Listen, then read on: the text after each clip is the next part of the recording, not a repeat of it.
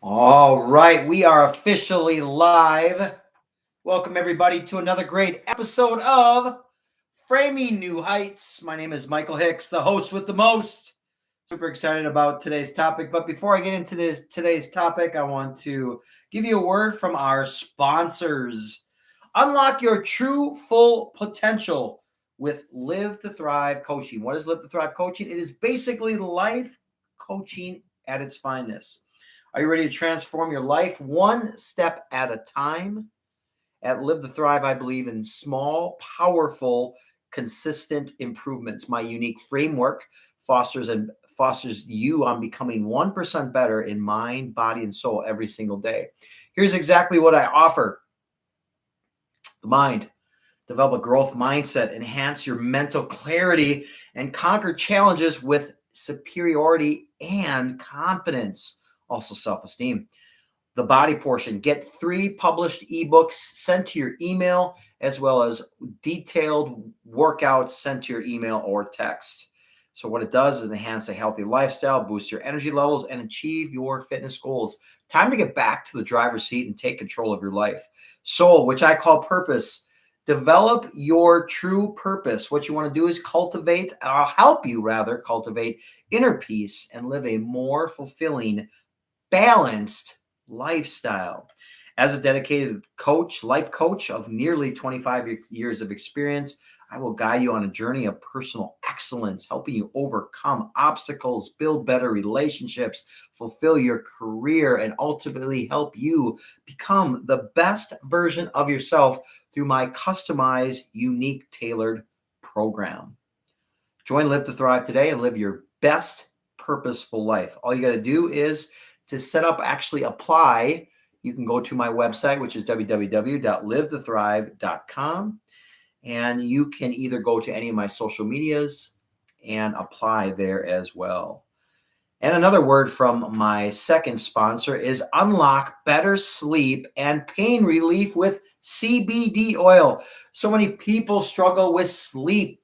And why can I not sleep? Sleep is one of the most important detailed aspects of your life to live a fulfilling life. Well, I've got a sponsor that is willing to help you fulfill and get rid of those aches and pains. CBD oil is tested by the Amish community, and it's your solution to a natural relief and restful nights. Special offer with only Framing New Heights listeners. For a limited time, you can receive 50% off at checkout with the promo code New Heights. Why choose CBD oil? Well, thanks for asking. Let me tell you, it's Amish tested, proven quality and effectiveness, better sleep, say goodbye to restless nights, and hello to peaceful slumber. And also, it's a pain relief natural remedy, so it soothes your aches and pains naturally and effectively. So don't miss out on this monumental opportunity. You can go to envitamins.com and use promo code New Heights, and that's all capitalized at checkout, and claim your 50% discount. All right, let's get into today's topic. Before I talk to you about the topic for today, I want to bring in my other half, my better half.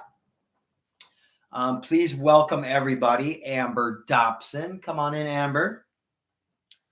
How are you today? Good. Good. Good to see you. Thank you for being on this podcast. And so many people love when you're on there, and I'll be referencing a couple things. I'm excited to talk about today's topic. So today we're going to talk about phone usage. And with phone usage comes, the title of today is Disconnected. How can phones make or break your relationship? And, for those of you that don't know, I have also brought on Amber onto my life coaching platform. We have a area that we really concentrate on with couples and relationships and building positive relationship building. And one of the biggest topics that I'm running into, and I thought would be a good topic today, is talk about the usage of cell phone, babe. And there's so many things about cell phones. There's positives, there's pros, there's cons, and I want to kind of talk a little bit about it today. And so when we think of cell phones, do you think of it as something that hinders a relationship, that optimizes a relationship? Go ahead. I'm going to turn it over to you. What are your thoughts? Well, when I think of our relationship, I think of how many relationships in 2024 start. They start with texting. They do. Or online. Yeah. Or you meet out at a bar or at a restaurant or even at like the grocery store. You exchange numbers. So communication via a phone is critical. I mean, that's how you start a relationship. I mean, it's interesting that you say that, because I think it's, for us now being together, I think it'll be 2 years. Yeah. And for us being together throughout the day, we communicate, right? Obviously, with work and things of that nature, you cannot always be talking to someone. So texting always works, kind of staying on top of each other, checking in throughout the day. Well, also, we don't see each other every day. We don't come home to each other. Agreed. We don't see each other every other day. We don't see each other every week. So that's a big deal. Yeah, it's a huge deal. And I think, too, for us, it's a little bit of a distant relationship. Yeah. So, morning calls after work calls are important for us. We generally, most of the time, we stay connected to that. Do you think, though, that the texting piece could create shallow conversation, or like, do you know what I mean? Does that? Yes, I think that there comes a point in the beginning of a relationship, especially, you need to communicate, not via text. I think texting is light and fun at first, but then I think a quality man should really. As a relationship coach, I would say, if that man is not initiating a phone call or a FaceTime call to talk with you, then they don't want to be with you. Yeah, no, that's really... Or they don't want to learn more about you. Right. Or even in the process of dating, I even ran into this through the coaching aspect, is some of my clients would tell me that, well, this person doesn't want to give me their phone number. Yeah, that's a red flag, y'all. If they would only want to check apps? through an app or through Messenger on Facebook or something like that. And I'm just telling y'all, if the person that you're with is not able to communicate with you and give you their full name and their phone number, that's a huge red flag. Yeah. Bye, Felicia. I want to go back to what you had said with deeper, meaningful conversations. Yes, we don't see each other very often. However, when we do connect, you can always, when you're face to face, you can always see how people's body languages are. And you can also avoid being misunderstood. And how many of you all that are texts, like, you may text something, or maybe it's all caps, and people think like you're yelling at them when you're just, you know what I mean? So the context of well, don't you remember that one time? Well, we're still learning and growing every day, but you responded with the letter K. Oh, to yeah, one of my texts. Yeah. And Let's talk about that. I don't like that. K sounds to me very dismissive, that you don't care. Yeah. And you didn't even think anything of it. I didn't. You were just I had no idea. I just meant okay. Mm-hmm. And I said, okay sounds a lot better than just K. Yeah. So now he doesn't do it anymore. I did it one other time, and she called me out of it. And it was like question mark. I was like, oh, bad. My bad. Yeah. So that's a great point to bring up, though, Amber, is the fact that listen to how your significant other wants to be texted and how she wants you to communicate with her, or he for that matter. I mean, I think that's really, really important. I think we had a situation recently happen, and I kind of called you out on the tone of what you said. I think it was a phone call or a conversation that you had said something, and I called you on it, and then you were like, "Oh, my bad." Yeah, you said you don't need to get snippy with me. Yeah. But to say all that, and we're kind of going off a little bit because I want to get back to the cell phone piece.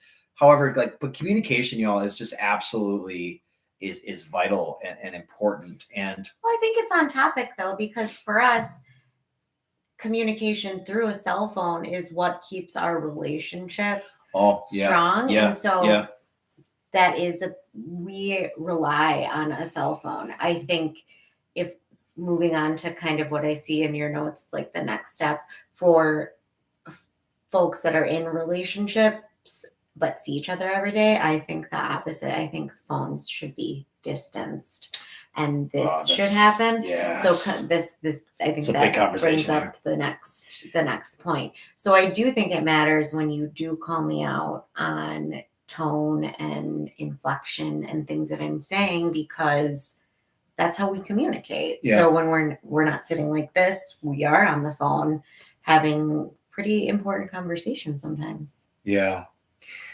So transitioning to the next topic, what are your thoughts on shared passwords and allowing open access for your significant other? Does that foster trust? Does that show transparency? Does that show commitment and honesty to a healthy relationship? Because I say yes. We were going over the notes just recently, and I was like, "Do you know my password to my phone?" And she's like, "No." And I just gave it to her because I was like, Amber uses my phone. I don't have nothing to hide. And there's so much to dive in here. I truly feel, and I've gotten this through experience, if you have to really be cognizant and worry about your significant other going through your phone and finding something that will derail your relationship, you need to ask yourself, is that the relationship you want to be in? Correct. Right? And like my phone, and that wasn't always me. I'll be honest with all of you all. Like, no, I don't want you looking at my phone. Why do you got to look at my phone? Why do you need to do that? Or, I remember years ago, the girl that I was with, she would go on my password while I was taking naps, and she'd call me out on stuff. And who's this girl? Why are you talking to her? And all this stuff. That's a problem, y'all. And obviously I'm not with that person because I didn't know how to be faithful. I didn't know how to, be in a committed, honest, open relationship. And I can truly tell you now, hindsight it is such a feeling of reassurance and wholesomeness and relaxation that you don't have to be guarded. Yeah, I would agree. I mean, similarly, but different. I was married, and it ended for reasons, but phone usage did come up, and there was a point in time where my husband, I did not want him to see my phone for certain reasons, and it doesn't feel good to have to hide certain things or to be nervous. But I also know on the flip side of that, what it feels like to have your phone taken and feel violated when every part of your life is ripped apart and looked into. So from people you search on Facebook to look at their profile from 7 years ago to just Google searches, if you go back and think about like, oh, so-and-so's name was mentioned like at a networking event, and then you looked them up on Facebook to see what they're doing, but you don't remember, and then that's looked at, and then you're like, oh shoot, and then you start getting nervous about this stuff, and it becomes a big deal. So I think there's a balance to this, like to be open but still keep some semblance of, I don't need to look at Michael's phone every night, because I don't, one, I trust him, and I think that I just don't need to do that. And he leaves his phone out. I lay by him when he's scrolling at night. I see messages come up. He opens his text messages. Like and I text in front of him. I take calls in front of him. Like I don't. Yeah, that's a really good point. I think you should be okay to text in front of your partner, or, I don't scroll often, but when I do, you see my feed, you see what it's about. Yeah. Yes, there are some videos of women that are into fitness and stuff like that. And I want to kind of go in a little bit on that. And I want to ask your opinion on that is, if you are hearting, let me ask you this question. This is the first time I'm asking you. Do you think it's okay for another man or a woman to be liking other people's profiles and images and stuff? Or is that or is that, we're just hanging out here in the studio, and I don't know what that noise was, but it's very windy outside. Something sounded like it fell. Maybe your welcome sign. I think that's what it was. Yeah. Okay. So here's my thought. Yeah, I want to hear your thoughts. I have an opinion. If it's in your parameters of your brand, of who you are, or what you're about. Like, I truly appreciate any man or woman that puts forth effort and equity and discipline inside of a gym, and they look good. I'm not like, it's not a flirtatious thing by any means, but either man or woman, I'm going to probably like that page, because I like to see some of that stuff, and I like to continue, with my body portion and my programming, and keep developing people to help them in that perspective, and even also help myself. I think when it becomes an issue is when you're then sending DMs.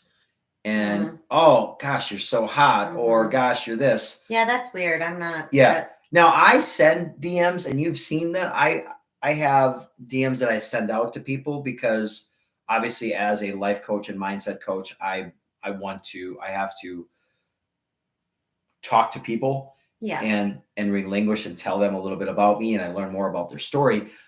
However, I think if the intent is like getting attention and the flirtation piece, I think that can really derail a relationship. Agreed. What do you think? Same. And I think you probably get that more. I do. Because you put yourself out there more. Yeah. So I think if you were to start responding to DMs and things like that, then I would be like, Yeah, I'll tell you this. I have a WhatsApp account, and I just recently had, I didn't even share this with you, but I told this to a client. I can share this with you, but I'll get stuff on my WhatsApp's accounts, like free sex. Free sex, no one will know. I don't even open it up. You can see how it like pops up, and then sex? No, I don't want free sex. And I just go ahead and delete it, because it's just, but here's my point to all that. If you truly went into it, and then you're like, whoa, like my thought process in our relationship, and I wanted everybody to hear this, because I think this could be really beneficial to your relationship. Why are you in the relationship? If you have to go and get external validations from other people, and there's way better people looking than me, and that Amber can get hit on by whatever in their DMs or whatever it might be. But at the end of the day, the reason is, why are we together? And what is it that, you know what I mean? Help me along with that concept of that thought. Well, there. I think so what you're saying is if you have to go on a phone or go out and flirt with other people, it's just what you said. You have to go out and get validated from some other object, some other being, some other person than your partner or spouse. Then something is missing in your partnership. Something is so missing. So you need to figure out what that is. Or if you cannot figure out what that is, you need to hire a mentor or a coach that can help you figure out what that is. And maybe it is that you're just not compatible and you're not connecting. I doubt that's what it is. Or maybe you have an issue. Maybe you truly have a validation issue where you need to get validated by other people to feel secure about yourself. That's a problem, y'all. You have a problem. You may have an addiction of some sort, whether it's to porn or attention or whatever. And I used to be there. You just went there. Yeah, I did. I did go there because I was that person. You were. Well, I needed validation. Okay. That's my point. Yeah. I needed validation from other people. I loved the craving of attention. I loved all that. But all that did was destroy a relationship. But also, I think you weren't getting that in your own That's relationship. A good point. So you wanted it even more because you were craving something that you weren't getting. Yeah. And I think that also we as humans want to feel good about ourselves. And if we don't feel good about ourselves, like, right, we always talk about we have to make ourselves happy first. Like, we are in charge of our own happiness. Yeah, we are. Yeah. So if we don't feel good about ourselves, if we don't make ourselves happy, we're not going to be able to make our and for any of the women that are listening to, you need to stroke your man's ego. You need to flirt with him. You need to play the cat game with him because men love to hunt. And that's one thing that we really do a really good job of talking about and exploring things and just being open with our relationship with us two, just the communication part. And I think that's important. You know what I mean? Like that really is important because I think then that can help curve any of those other issues that come along the way, like hurting people, attempting to get other people's attention, whatever it might be. Right. I want to go back. There's a comment that you made about, I want to say this. If your significant other is like, I need to see your phone. Give me your phone. Mm-hmm. We didn't really finish that last piece. There's a problem. Yeah. There's a major problem. There's an insecurity problem. There's a trust issue. Well, that's what I'm saying. It's demanding and it's disrespectful. It is. I think I agree. It's rude. It's like, for what? Like, okay, here, I don't know what you want to see. And then it kind of makes you feel like you're a bad person. And then it's like, what's wrong with me? And then it creates some type of like barrier and wall in your relationship. And I don't think you can bring that back. Yeah. Here, let's transition into coordinating and planning the phone time. Okay. Let's really kind of talk about that. One of the biggest things that I have in the Hicks household, and Amber's part of that as well, is there's no phones ever at the phone or at the table. Like at the table. We that's just merely absolutely not. And even if you're going out in public, y'all, you really need to be mindful. What is more important? If your phone is on that table, you're telling your audience that phone is more important than that conversation that you're having with other people. Oh, we'll be out to dinner and you'll always be like, look at They're just looking at their phones the whole time. Yeah. I just don't understand that, y'all. Like, it is quite. I did a reel on that. Is like, Yeah. how much time are you touching your phone compared to touching your significant other? Like, that piece is Friday night. We're recording this on a Sunday. I got home. What did I do with my phone? Tell everybody, what did I do? Put it in his room. It was out in there for how many hours? The whole night. Yeah, the whole night. Until I had to put the alarm on the phone. Yeah. But then I did a little scrolling. But it was the whole night. So I really think it's really vital that during the times that you coordinate plans and logistics with your family so you can improve a shared life. Does that make sense? Yeah, and it's good modeling, especially for me. I have like an older like preteen, and we gave her a lot of freedom. My ex-husband and I, and we are scaling back a little bit. And so I think it's a good reminder for me that I can model that a little bit more for her by not being on the phone as much too, because I get caught, just when I'm taking a break from doing like chores or work or just wanting to relax, because we all get caught relaxing on our phone. Oh. I just did it. I literally just did it when we came in from doing yard work. Like, I'm just going to sit here and relax on my phone. And I think we really do a good job of that. We kind of know. Yeah. We are really, I think, open to understanding that I know I am, because I do a lot of work with my phone, being a content creator and then having to post stuff.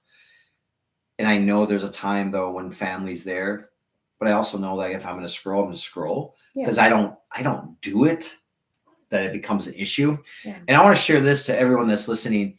If anyone out there that has a problem with their significant other with their phone,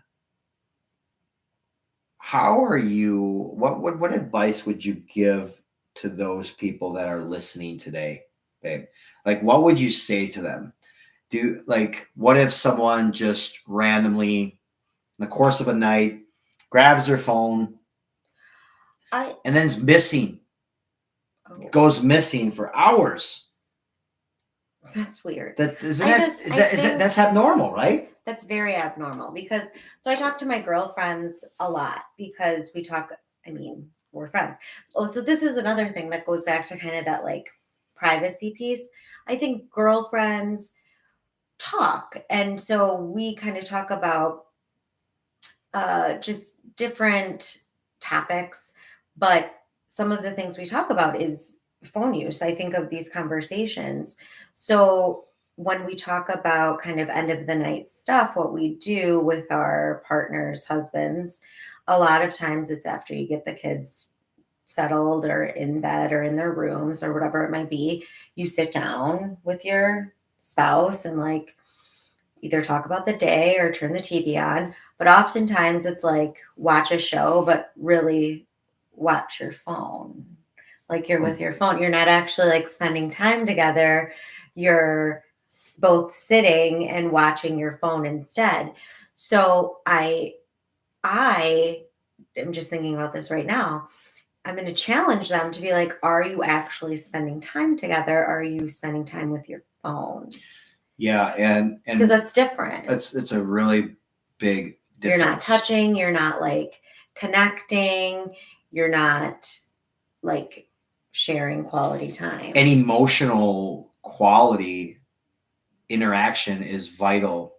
Even if it's your kids or whatever it is, you need to have that emotional piece, that touch, that socialization piece. I see this often just from young teenagers and young kids is they'll go to a restaurant, but they're all on their phones. Mm-hmm.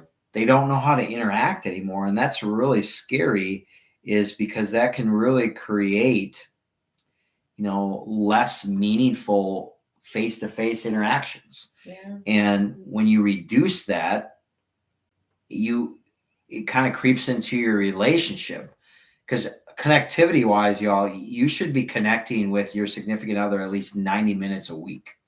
At least 90 minutes a week. Now that doesn't have to be the calendar, but you're connecting with them. You're following up with, okay, what's going on? What are we doing? What's the plan for this? What are we doing for that? I think that's really, really important. All right. So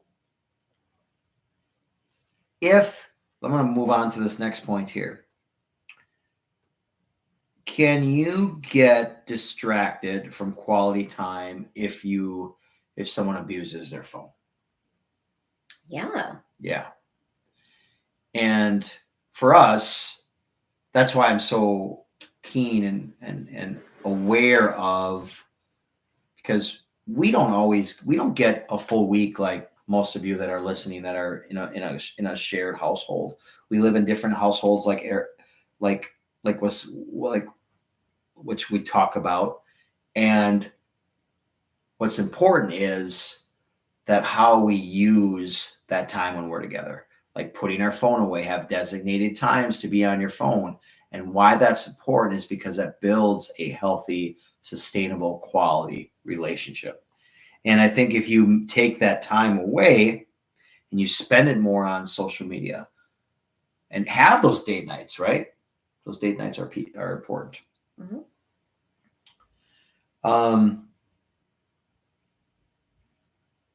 What else can you think of that? So we talked about distraction from quality time. We talked about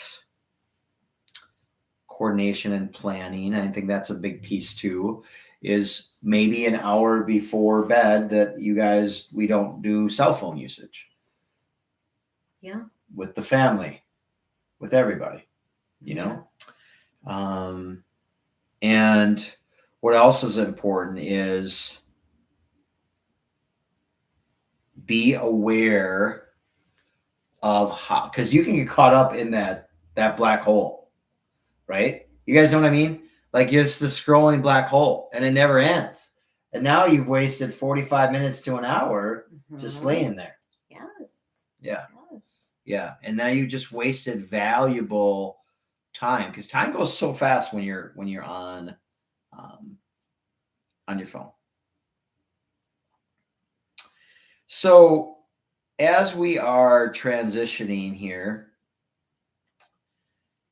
be aware of the phone usage and how it can, and I want to say this for anybody that's out there that's listening to this podcast and they hear, if there's an issue, you should be able to address the issue with the cell phone usage. Don't you agree? Without there being any hostility, any dismissive, any like what? Well, it should be like any other topic or concern in your relationship. Like if you had an issue with I don't know, it can be as basic as, hey, I have an issue with the way you load the dishwasher. We don't really have an issue. I don't know where this came from, but this is good. I want to hear this one. Well, it should be able to be brought up as simply as anything else that you bring up in a relationship, is what I'm saying. Yeah. Like, hey, can we talk about the time that you're spending on your phone? I understand, you validate them. Like, I understand that phones are a part of our life and that you enjoy, like, maybe your partner enjoys, like, I think of like someone like my brother, like catching up on like sports statistics or whatever you like doing. I know you need to make your content and make so many posts a week, things like that. But can you like limit it at least at night when we're together? Yeah. I think that is a fair conversation to have, right? I think it's an extremely fair conversation. And if your partner gets defensive or hostile, that's on them. And then but is that what, if it's on them, Is it something that they're hiding? Oh, right? Because I feel like in a hiding, maybe, or something's going on. I don't know. Yeah. Because I think if you can, number one, if your spouse or significant other brings something to you and you see it as an attack or as a nag, your relationship has some major issues. And those major issues need to be fixed or nothing's ever going to change. And a lot of people use the cell phone as immediate self-gratification tool, right? Because they're missing something at home. They're missing maybe the flirtatious, they're the whatever it might be, they're missing something. So they use that band-aid of self-gratification, immediate self-gratification, to get that from social media. You guys, that is a danger zone 101. And if you don't know how to change that, I am extremely aware when we're together.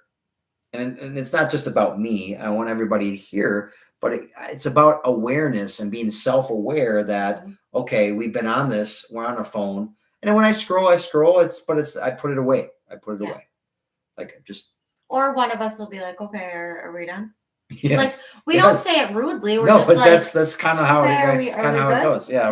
Are we good? Is it time now? Is it time now? Yeah. Yeah. Because I want everybody to understand is ask yourself this question: how connected are you when you're together? Is it digitally connected? That even goes with the TV. That goes with cell phones. Or are you really connected?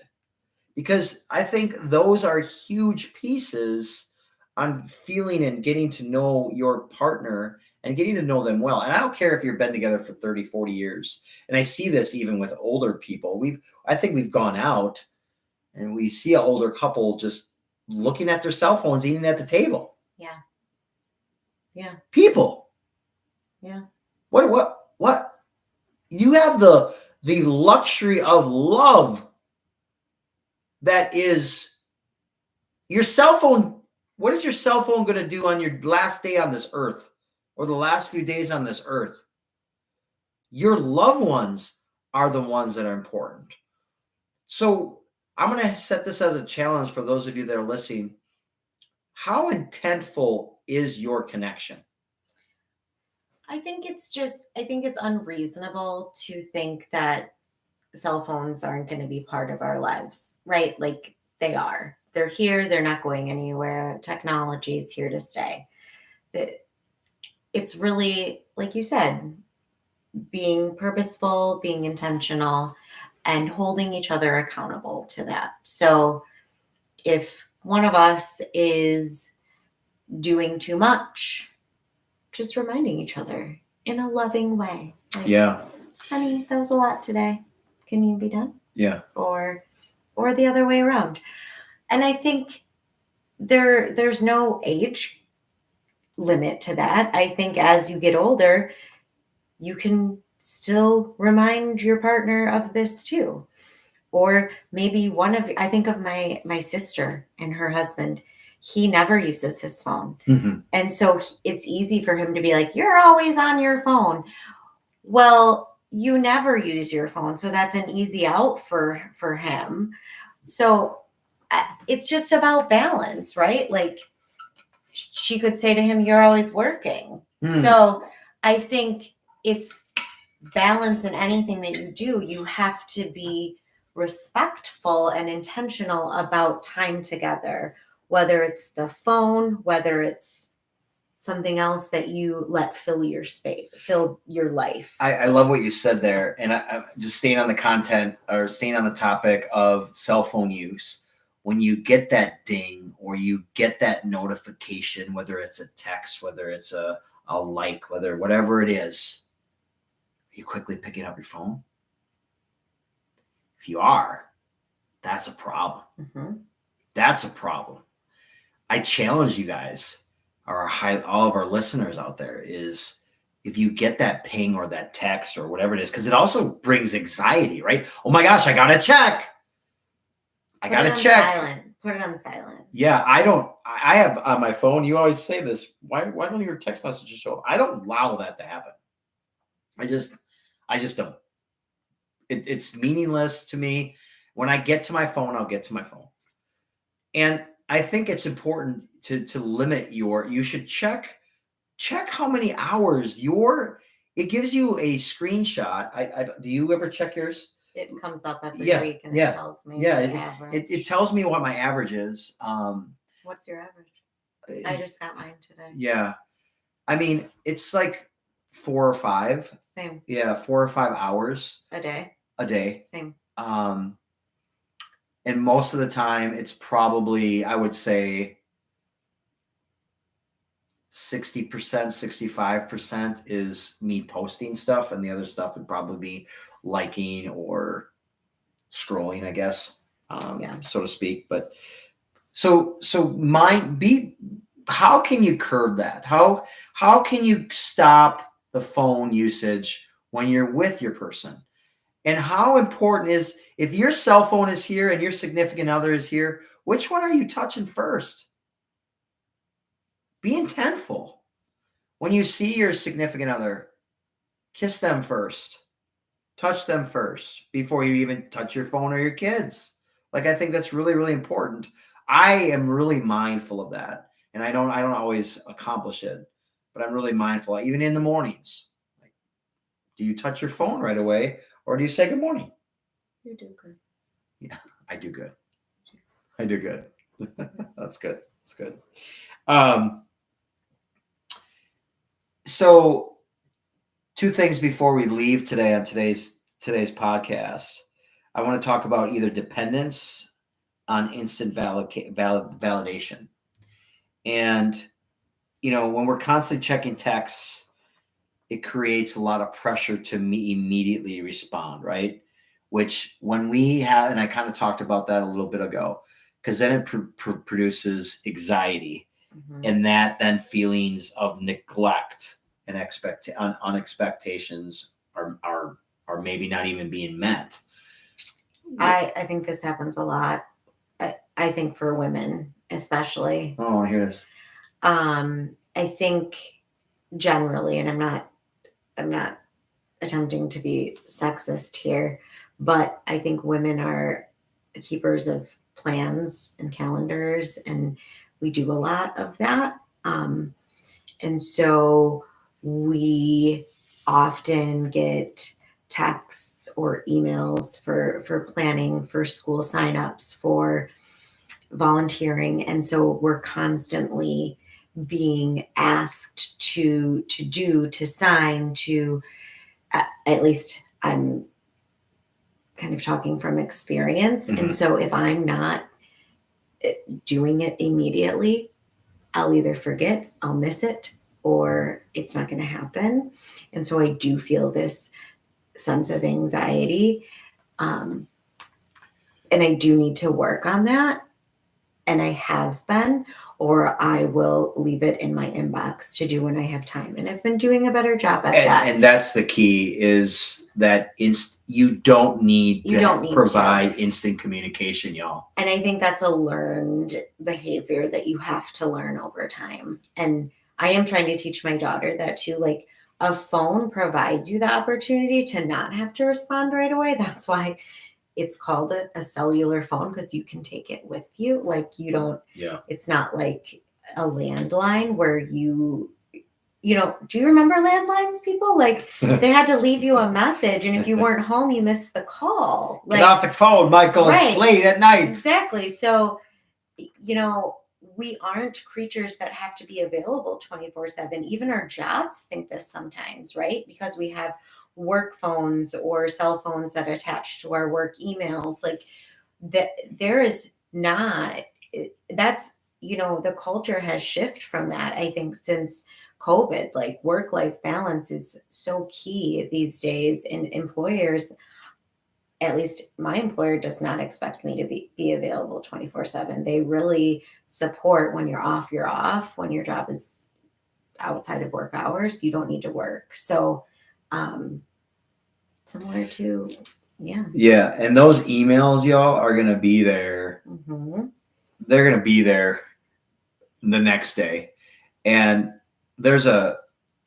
for those of you that are struggling with that piece right there, I've got a module that I use with my clients. It's a time management module, and it really puts things into perspective on order of importance and so to know that there's immediate response for important things and not so for other things. And everybody always says, oh, I'm so busy. You're busy being busy because you don't know how to time manage 101. But going back and kind of bringing it all back in, if your cell phone is hindering a relationship, it's either time to look at yourself intently and ask yourself, why is my cell phone more important than my significant other? And if you don't know that answer, seek help. Seek coaching.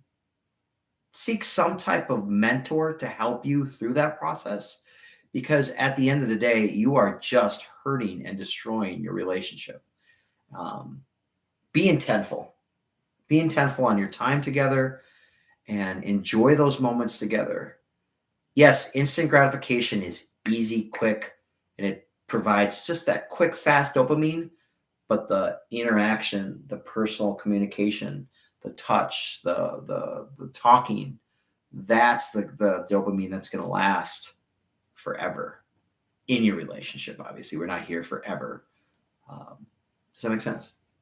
Well, that makes a lot of sense. So to sum it up, tell the listeners, should we say 3 words? You pick your 3 words. I'm going to pick my 3 words on the importance of cell phone and how it should provide positivity and not negativity in their relationship. Sure. Go ahead. Cell phones should be for communication, to stay in contact. Cell phones should be used as I would say as entertainment in some form. And cell phones can be used for work. They can be used for work. Okay. I think be aware of your time using them. Yeah. And set a timer. If you've got to set a timer, I had a friend reach out to me recently. He's like, Hicks, we used to call each other last names. When we played ball, we'd always call each other last names. Gosh, Hicks, I can just watch hours and hours of TikTok. Set a timer. Yeah. Set a timer if that's where you're going to go down. I would say be mindful, be aware, and enjoy. Yeah. Like, I think there's a lot to enjoy. Yeah, you can really enjoy some of the things. We will sit down at times and we watch a couple people that are pretty funny. Yeah, it is funny. We get some humor out of it and we appreciate it. And it's and there's a lot of cool apps. Like there's a lot of cool fitness apps. There's a lot of cool things that like I get to see my kids do through school. Like technology is amazing. It is. I think it's just it's really self-awareness. If you have quality self-awareness for really anything that you do and balance, those are key things in life that will get you far. And that self-awareness, you guys, if you don't know self-awareness in a relationship, you better find out how to be self-aware, because you're just going to hurt your relationship. All right. Anything else to add before we go today? No. There you have it. Words of many words of wisdom by Amber Dobson. Thank you all for listening and appreciate the love and support. And please, if you like this podcast, send it over to 10 other friends and hit the like button. Give us a 5-star rating. Until next time, 1% better in mind, body, and soul. Stay flexed. No flex. Oh, flexed. Yeah, I she's forgot. She's staying flexed.